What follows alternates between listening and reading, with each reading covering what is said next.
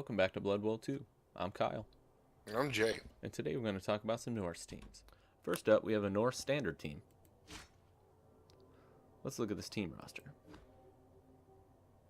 Alrighty, as we start with all our standard builds here, we got our 3 team rerolls and 1 apothecary. This team's pretty pricey, but not nearly as pricey as some of the elves or some of the other teams out there. We're starting off with our star player here, our thrower.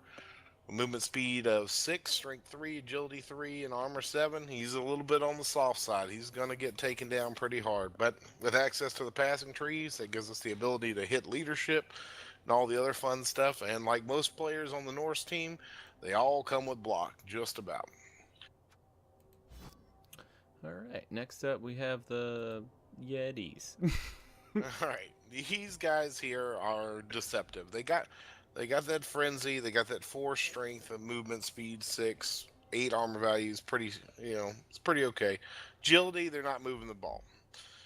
There's a chance that they can in those, once and done type plays, but with 4 strength and frenzy, the main goal with these guys is to pick apart the teams.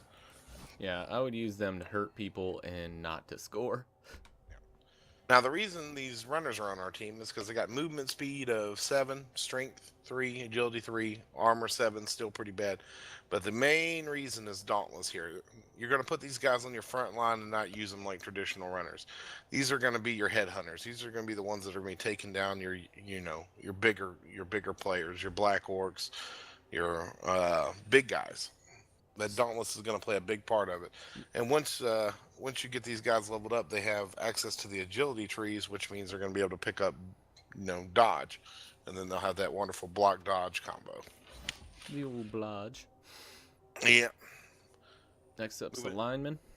Yep, and pretty standard, white bread players, except for the addition of block. And the fact that most players on this team have block means that they're already eliminating 1 block dice off the bat, so they got a good chance of sticking around.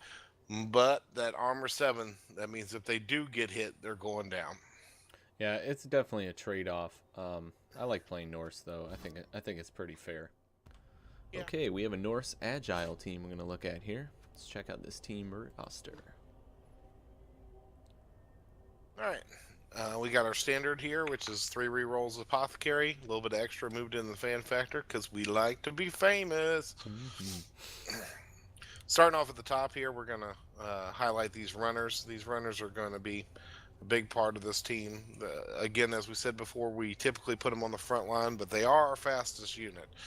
And they're going to be taking front stage, followed up by the throwers. Yeah, so that's kind of how we looked at it here is... With other teams, these guys are on the front line. With this, since they actually have the most movement speed combined with these 2 throwers, that's going to give you a chance of a faster paced offense. Yeah, followed up by the berserkers and their ability to jump up. That's going to help.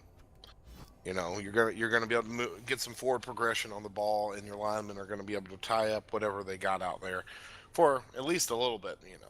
Yeah, this is as agile as a Norse team gets. So you have the top 4 players going to be used to score. The rest of these guys you're going to use to box off or block for your offense.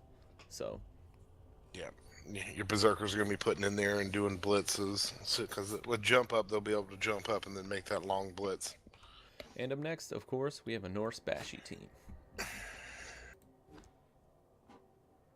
All right, if we take our look over here on our rerolls, apothecary, fan factor, that's really all we had money for. This is the more expensive side of the Norse team, mainly because of this big guy here.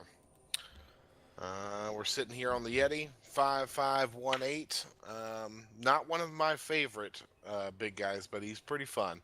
The fact that he comes with claws standard and access to the strength tree means you're going to get that mighty blow claws combo real early, and with frenzy backing that up and disturbing presence, he's going to be a force to reckon with on the field. I actually haven't played with the Yeti too much. Anytime I play with the Norse, I play some of the other variants that we play. So I'll be looking to play with this guy here soon in a tournament or maybe a game against you, Jay.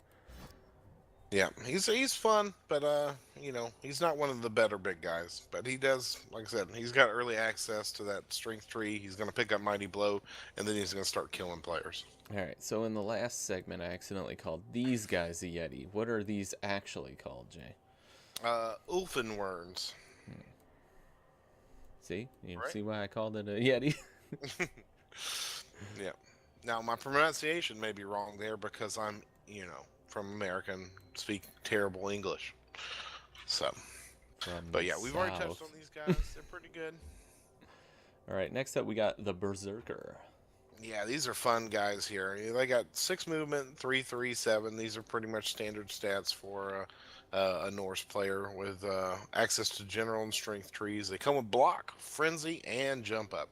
These are kind of like your toolbox player. They can do a lot of things whenever you need them to.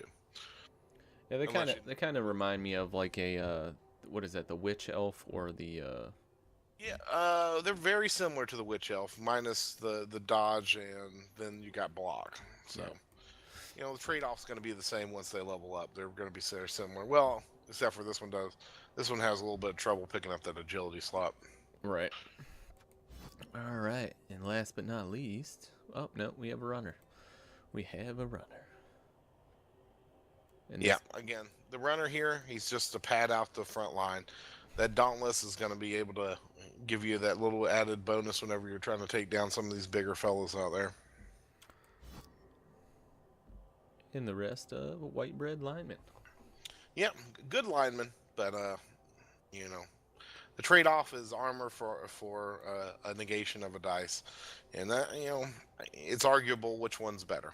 Yeah, I would say, most of the time the block is going to be to your benefit, but I'm sure you'll be put in those scenarios where that You're armor you're gonna you're value, gonna lose a few of yeah, them. it's going to make you mad at least Yeah, once.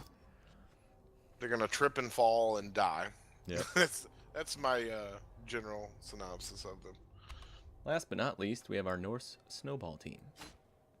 Let's take a look at this team roster. All right, on our Norse Snowball team, standard build for a Snowball team for us is we're starting off with 9 fan factor because we want to be famous. We're going to get those early game rerolls. We're going to pick up a little extra cash, hit that apothecary. We got 3 rerolls and 1 coach and 1 cheerleader. Now, as for the team layout here, we're going to pick up our thrower because those are pretty important when it comes to these type of teams.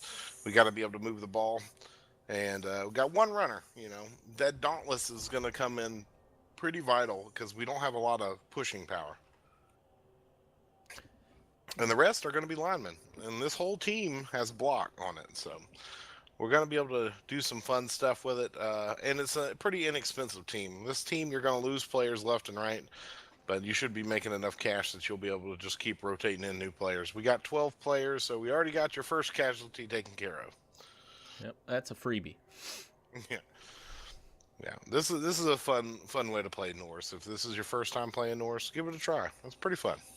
Yeah, if you have any other ways that you build this team, whether it be off of one of our builds or switching a player in and out or something like that, or just the way that you and your friends play, go ahead and put that in the comments below or hit us up on Facebook or something like that. And we'll always take feedback. We love to talk to people that are interested in watching our content.